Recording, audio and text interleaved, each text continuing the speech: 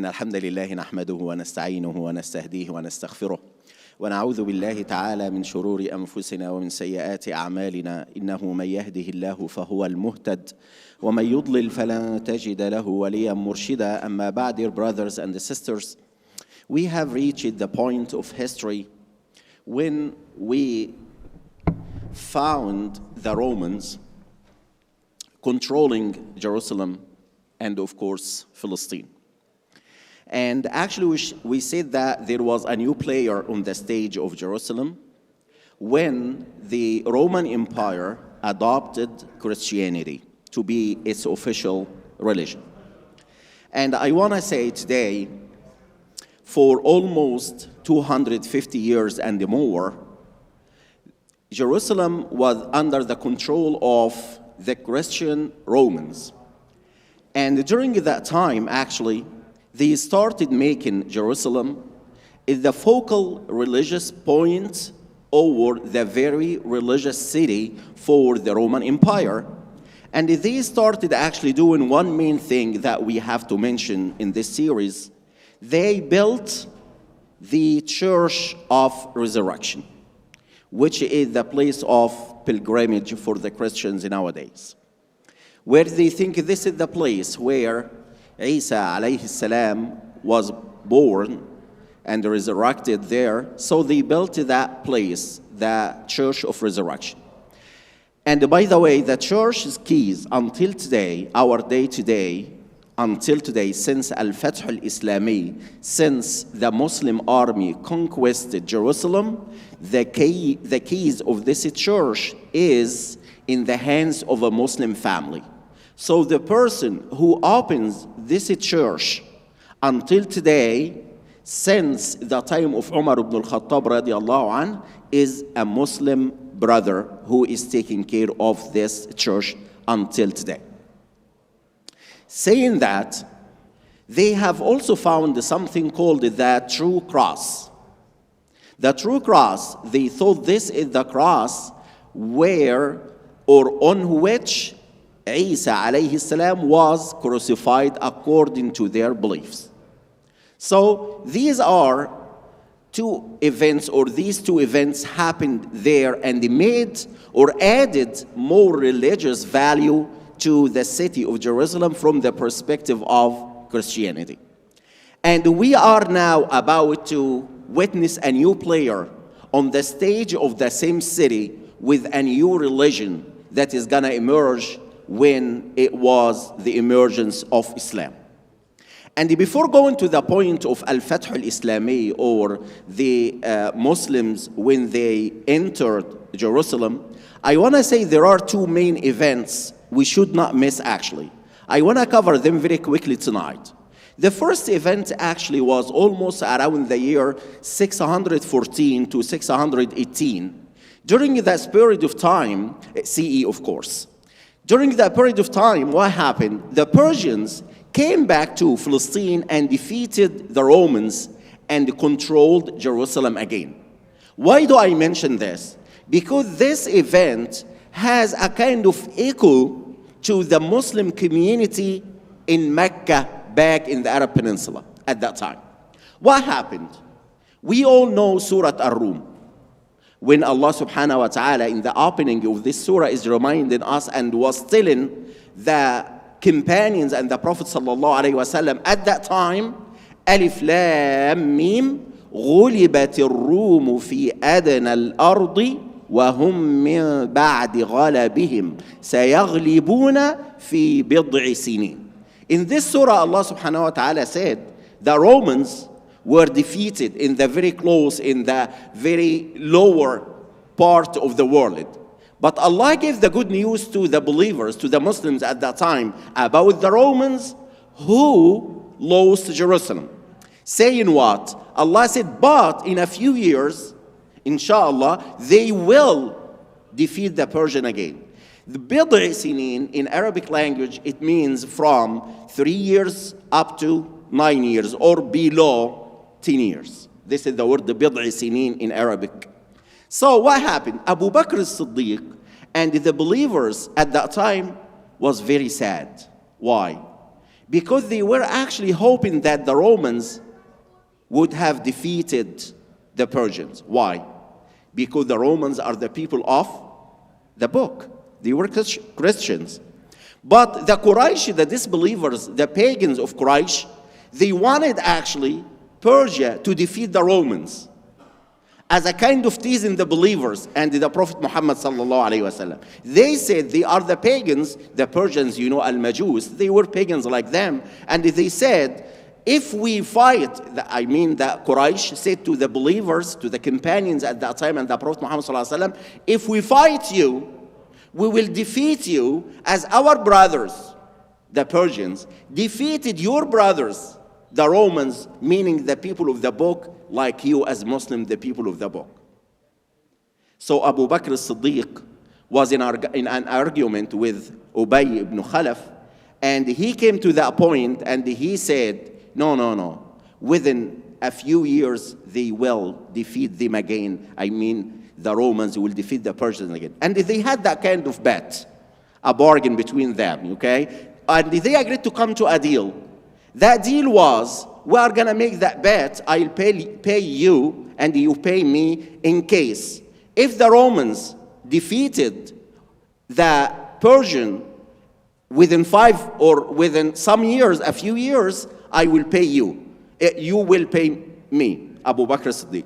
And vice versa. If the Persians defeat again, I will pay you that bet.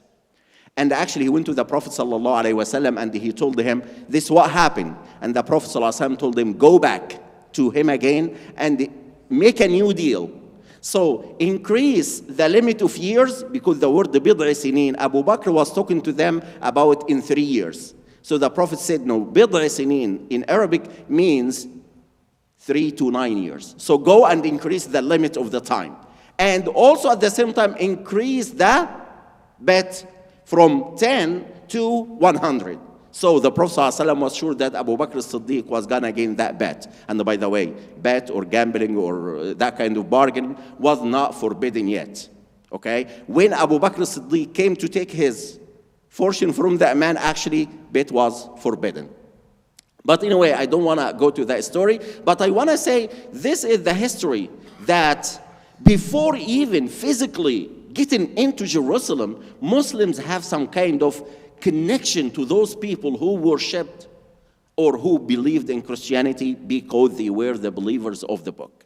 The other incident was actually in the year 621, which we all know about that. It's the incident of Al-Isra and Al-Mi'raj.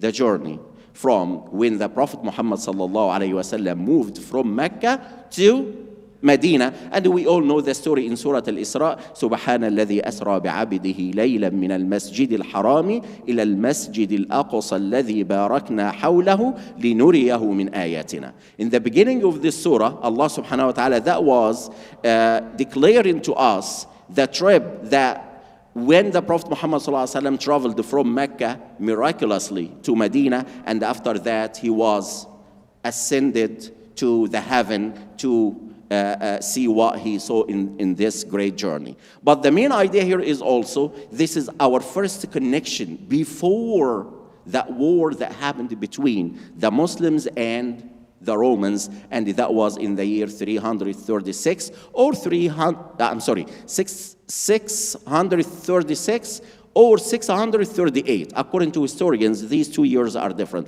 But anyway, that was the time when the Al-Fath al-Islami came to Jerusalem.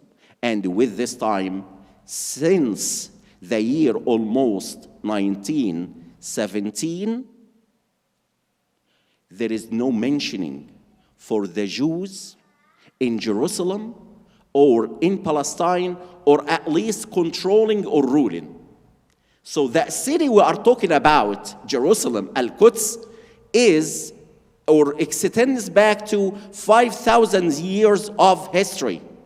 If you go ahead until that time of 1917 CE, you will find that there is no existence, there is no real existence and ruling from the Jews over Jerusalem except for 73 years. almost 40 years of him at the time of Solomon, of Sulaiman alayhi salam, and almost 3 years at the time of Dawood. During the entire period of time since the year 636 or 38, all the fight, all the kind of struggle and fighting for Jerusalem was between Muslims and Christians. So there is nothing called Jews at all on the stage at all until we are going to reach the very modern history of Palestine and Al-Quds. We will talk about that in details, but we are going to skip this area and we will say since that time, with the exception of almost 120 years, that Jerusalem was under the control of Christians. Since the year 603 or 638 CE, it was under the control of the Muslims, except the year when the Crusaders controlled the city in the year 1099. Then we all know that it stayed 88 years under the control of the Christians for 88 years and 91 years in Hijri. We can say that until the year 1187, when Salahuddin al-Ayyubi came back to what? To restore Jerusalem and restore Al-Quds. Then after that, the Crusaders managed to control Al-Quds again for a period of time. It was almost 11 years when or before Qutuz and papers, they controlled or they restored the city of Jerusalem again. Then it was almost another 10 years when the Tatar or Mongolians came and controlled Al-Quds, and we will come to speak very quickly about these periods or time of era. But again, I want to emphasize before I finish this episode that for these almost 5,000 years of the history of this great city, we have only 73 years, maximum 90 years of the existence of the real existence and control of the Jews over Jerusalem. Other than this, until the year 1917, we have seen that the great struggle and that fight was only between the Muslims and the Christians. So there is nothing about the Jews at all in that very long history of this great city. Allahumma ya Rabbal Alameen, inna nas'aluka tawfiqan wa nasran li ikhwanina fi Filistin. Allahumma ansurhum bi nasrika ya aziz ya hakim. Allahumma arbit ala qulubihim wa thabbit aqdamahum. Allahumma ya Rabbal Alameen, muddahum bi madadika ya Rabbal Alameen. Allahumma ya Rabbal Alameen, unsur man nasarahum wa khzul man khazalahum. Allahumma dayyiq ala man dayyaqa alayhim wa hasir man hasarahum ya Rabbal Alameen. Allahumma dayyiq ala man dayyaqa alayhim ya Rabbal Alameen. Allahumma dayyiq ala man dayyaqa عليهم وأطعمهم من جوع يا رب العالمين وتولهم بولايتك ورعايتك يا أرحم الراحمين. وآخر دعوانا أن الحمد لله رب العالمين وجزاكم الله خيرا.